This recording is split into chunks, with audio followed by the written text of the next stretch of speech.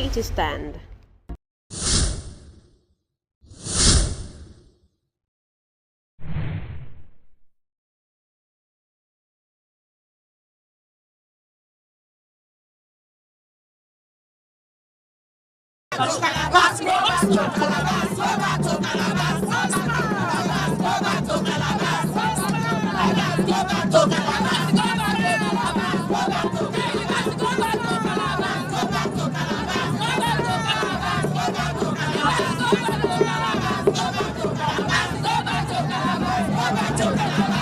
Well, if the emergency rule persisted, that means there has been emergency protests.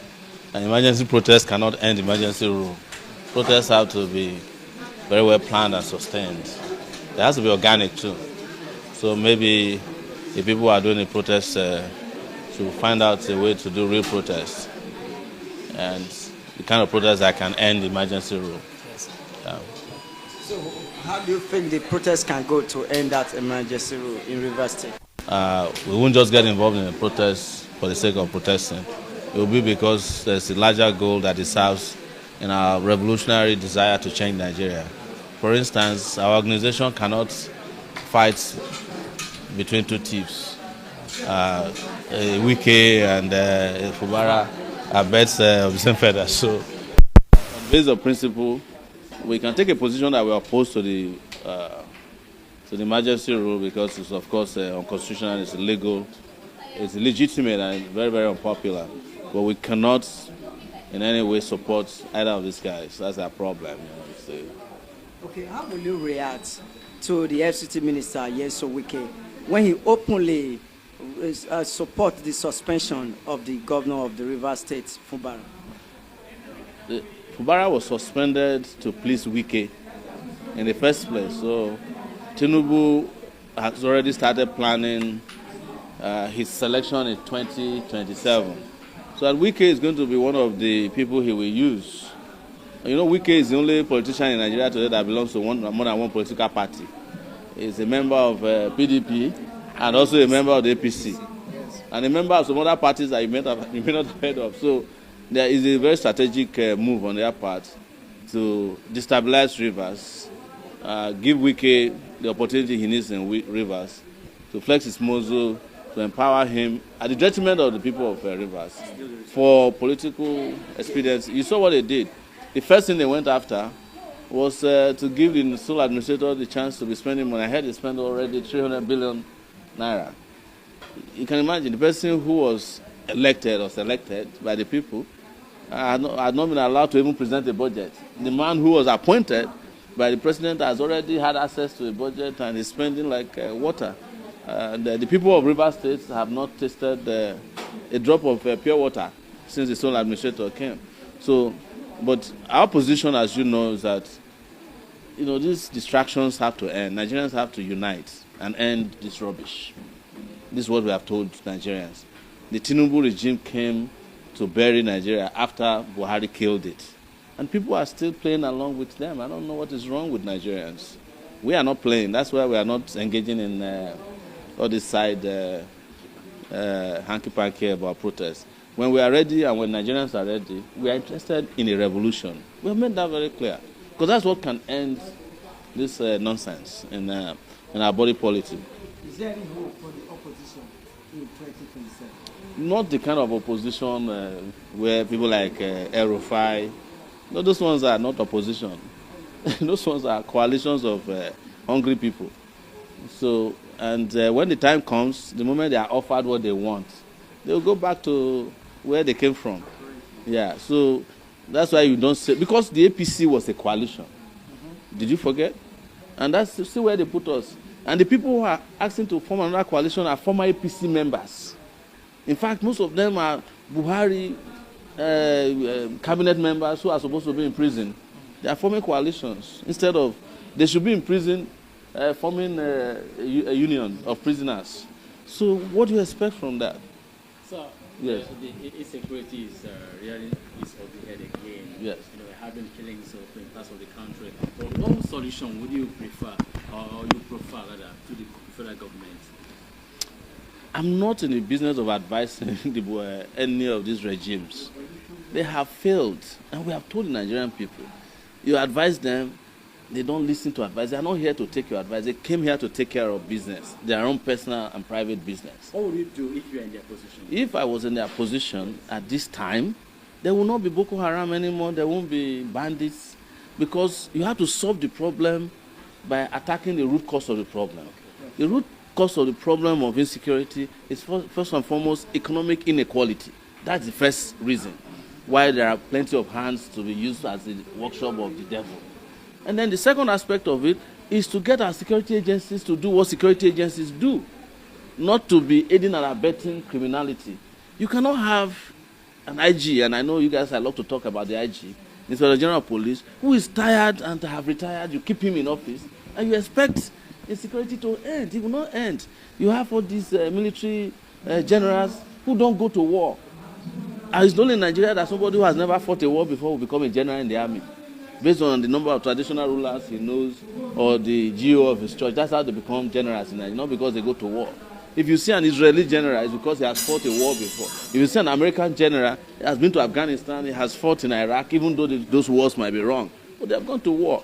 But in Nigeria, you call these businessmen generals, they are all building estates in Abuja. They don't go to the war front. They don't know what's going on there. They are the ones who are happy that the insecurities are coming. So that is why you see this happening. You ask army to be doing traffic work on the streets. The police is not doing anything.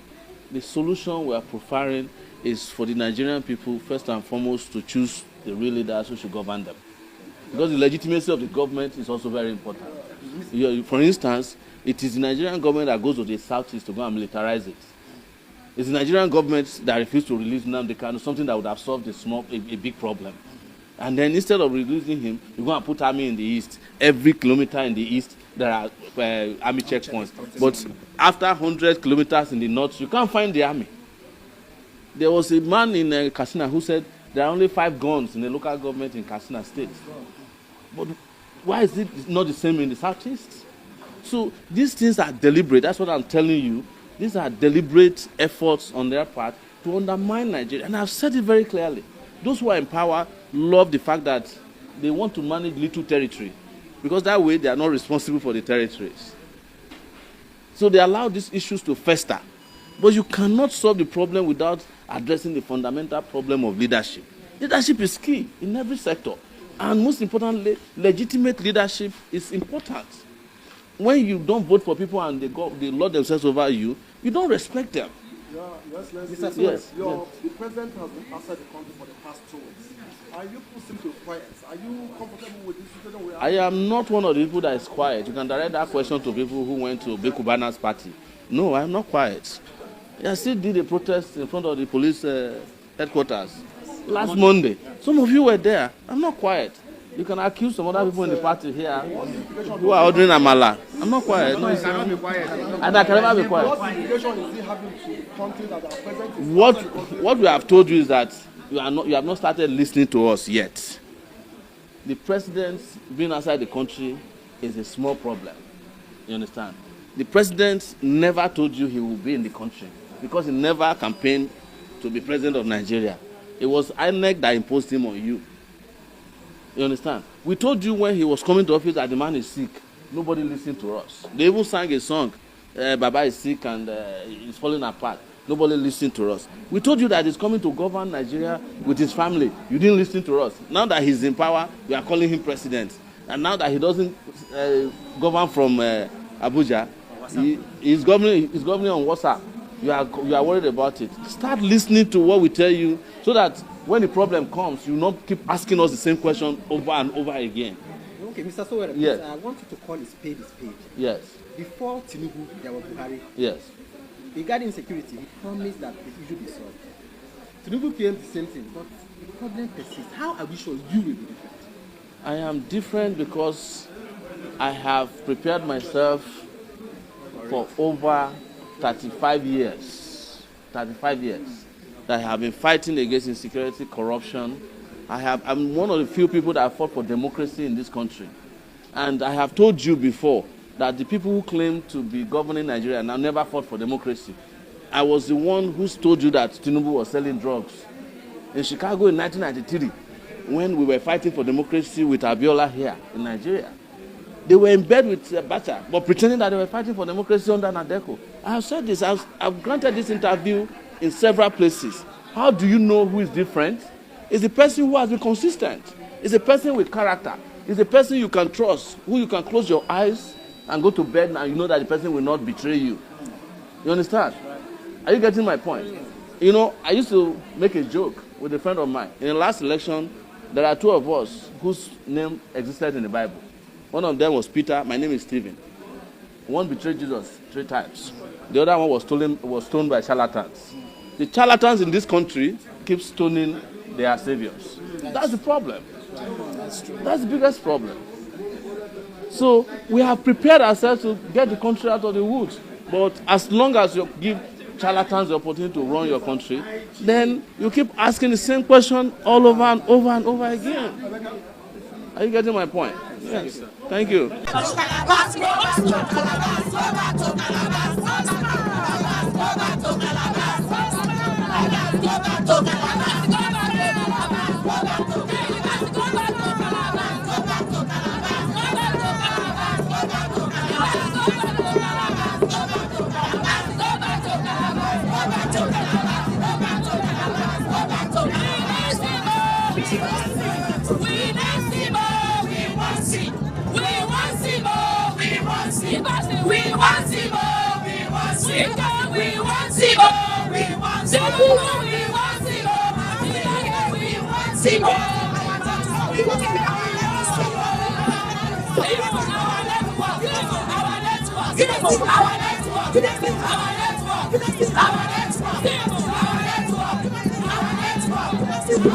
Communique on the unlawful suspension of Governor Nyesom Joseph, GSSRS, and the unjust imposition of state of emergency and dictatorship in Rivers State. We, the concerned citizens, civil society groups, democratic stakeholders, defenders of constitutional order in Rivers State, and concerned women of Bonny Kingdom, issue this communique in response to the undemocratic, unconstitutional, and unlawful suspension of our duty elected governor, His Excellency Amabu Senegal, Siminalayi Fubara Joseph, GSSRS, and his deputy, Professor Ngozi Odu, as well as the imposition of state of emergency by the President of the Federal Republic of Nigeria, Asiwaju Bolaji Ahmed Tinubu. We are pained by this undemocratic act. We categorically reject and condemn the declaration of state of emergency in Rivers State. This action is not just unconstitutional, but provocative, illegal, born out of individual interests and not of the interests of the entire Rivers people, and represents a blatant perversion of justice and a deliberate assault on our democratic values. There is no justifiable basis, either security or legal reason, that warrants such an extreme and authoritarian measure, because Rivers State is known for her peaceful disposition before and now, despite the face of opposition. The suspension of a democratically elected government outside the provision of the 1999 Constitution, as amended, amounts to coup against the people. Such action violates the principle of federalism and the rule of law. our dear Executive Governor, Amabu Seniposiminalaye Fubara Joseph, right into the day he was illegally suspended, has embarked on people-centric and laudable projects, touchable all stratas as it concerns humanity, youth and women empowerment, and more to deliver to the good people of Rivers State. As a result of the above-mentioned giant strikes of our dear Governor and more, we therefore demand the following. 1. Immediate and full restoration of the Executive Governor, Fubara Joseph, GSSR, and his deputy, Professor Odu, to their rightful position, because their election was the product of the will of the people of Rivers State. 2. Immediate removal of the state of emergency, which is a glaring tool of manipulation and suppression of dissent. We strongly urge the President of the Federal Republic of Nigeria to reverse and remove the emergency rule, restore democratic order in Rivers State. 3. Immediate removal of self-acclaimed, illegal, and unconstitutional sole administrator and administrators imposed on Rivers State at the state and the local government areas. 4. We appeal to President Bola Ahmed Tinubu to respect the democratic process and avert any action that may truncate our democracy. We stand in solidarity with the Executive Governor of Rivers State, Amabu Seniminalaye Fubara Joseph, GSSRS, and reiterate our confidence in his leadership. Long live Federal Republic of Nigeria. Long live Rivers State. Long live Bonny local government area. Signed, concerned women of Bonny local government area. Your name, ma'am? I'm Janet Barahat. Wike, who gave us SIM as the project of this state, and today he's coming to tell us that he does not want this project anymore. The Bonny women, you can see us today, we say no to that. SIM is our project and SIM is what we stand for. We need SIM. Tinubu should know that SIM is our project, and nothing can anyone on this earth take that away from us. We stand with SIM. We stand with him, and we want SIM back. Yes. He is our project, and that is what we want. Wike said SIM is our project, and so we need SIM back. Yes. That is all we demand for. Yes. All right, so concerning this suspension of 6 months, what will the women of Bonny do if at the end of 6 months, SIM is not reinstated back to governance? Just bring it up. Go ahead. We are not making any problem. You can see we are peaceful. We will continue to pray for our governor because he's a peaceful man. We believe in prayer because prayer is the key to success. And since they have said it is 6 months, we will continue to pray.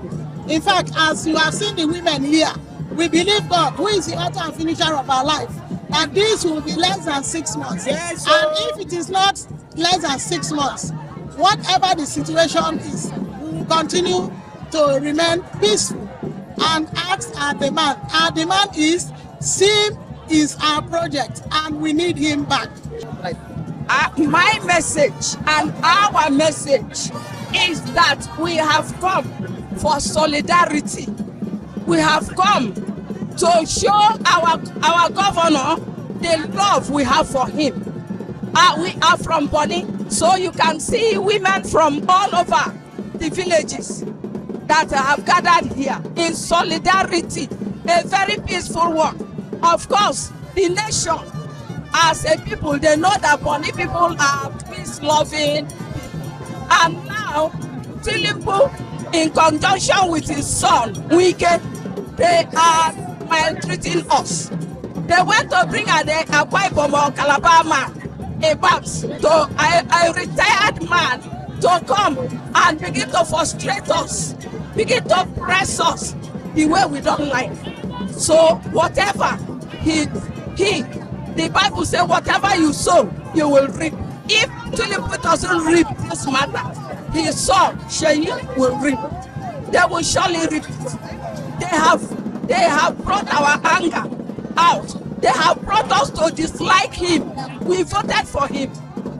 As peace-loving people, Wike brought his say, vote for Tinubu, we voted. Vote for Sim, we voted. What has Sim done? What has he done? Let him come. They say betrayal, betrayal. Who betrays more than Wike? Who is a betrayal more than Wike? So, Wike, I have called him more than 3 times. He will reap what he has sown in this politics. All right. And in this Nigeria. They should bring him back. The man didn't do them anything. It is out of hatred. And to share our dividends, Rivers people money. No, he has done them nothing wrong. Federal government bring back our governor, our God-sent governor, our son, Simnalayim Fubara. Let them bring him back.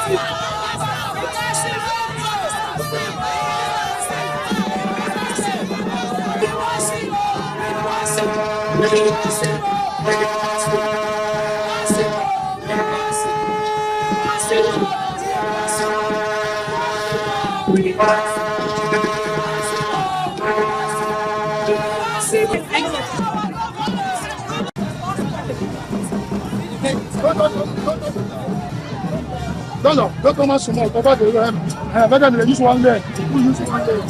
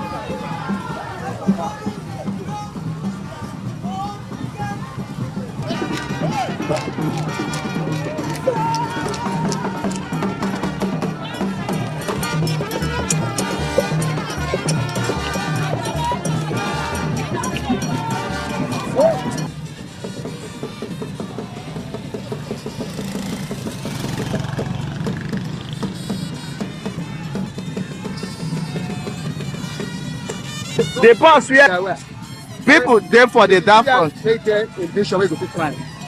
I know. I'm asking you that question.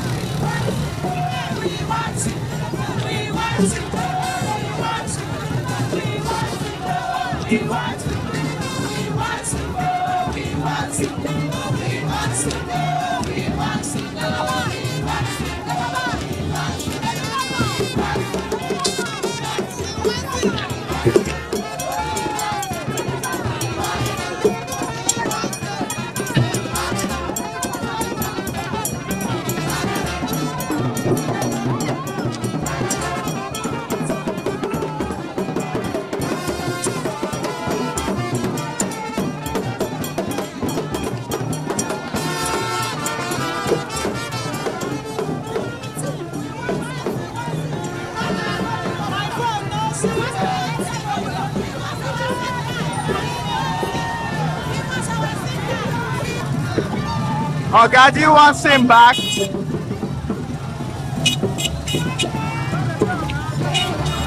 you want him back?